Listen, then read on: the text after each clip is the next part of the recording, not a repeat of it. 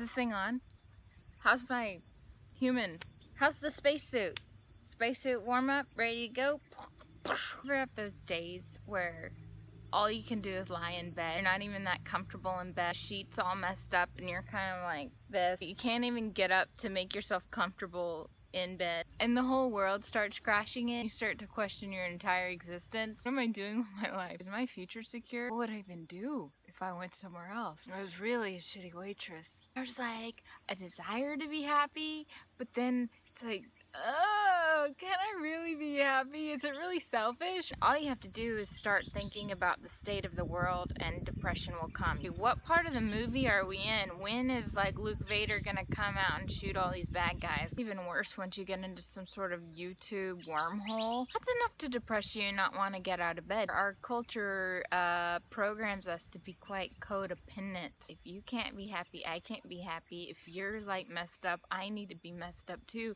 And then we can all be messed up together and miserable together, and wow, how great would that be? And what even is happiness? It does sound really just kind of selfish and trite and like, I'm gonna go live on an island and be happy and screw the rest of you guys.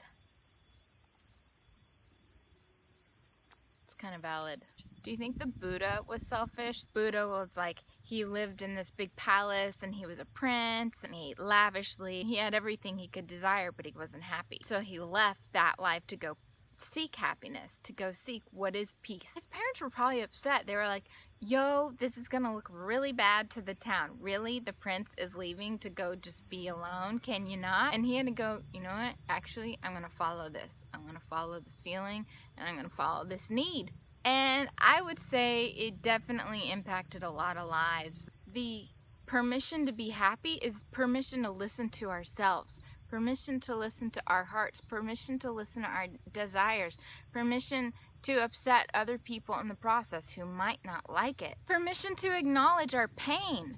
Oh, permission to acknowledge what needs healing, to permission to acknowledge what's pissed, still carrying around something from 11, 12 years old that really just needs to be looked at, needs to be breathed out on a medicine journey, needs to go to Peru for 6 months, whatever you need to do. This whole seeking happiness thing, it's like, oh, it's like we have to look at ourselves and really learn who we are and really learn how we feel and then start really honoring that. Like in all these situations where it might be difficult, like it's not just like an easy bed of roses dance on unicorn thing.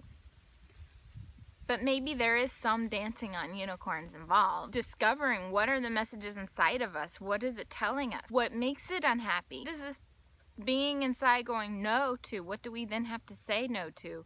What do we have to say yes to, which is probably going to be scary or vulnerable or take some sort of risk? Put ourselves first, get a handle on this whole mind thing. How can we program ourselves better? I mean, it's a serious full-time job being a happy human being. Because if we don't program this, then everything else is going to program it. Social media and culture and TV and whatever, I don't know. What are the kids doing these days? It's all programming us to just stay miserable, fat, unhappy. I need the permission that actually my happiness is worth it. My inner peace is enough.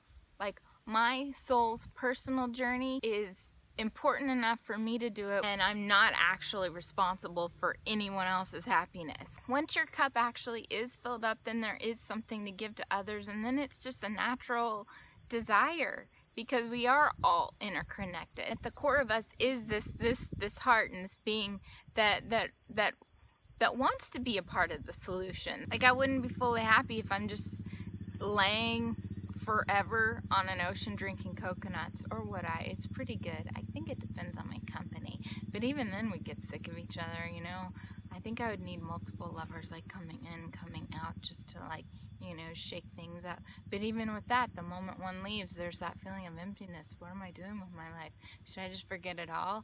You know, which is really just like a separation from God. Really, we just want to be connected to God. And what is God? God is like love and peace and knowing that everything is okay. It's really important to honor that at a certain point in the process, we just need to honor our own need to feel the love. So what do you think? Is it selfish to want to be happy? Is it selfish to pursue happiness? Is it selfish to make your happiness your first priority?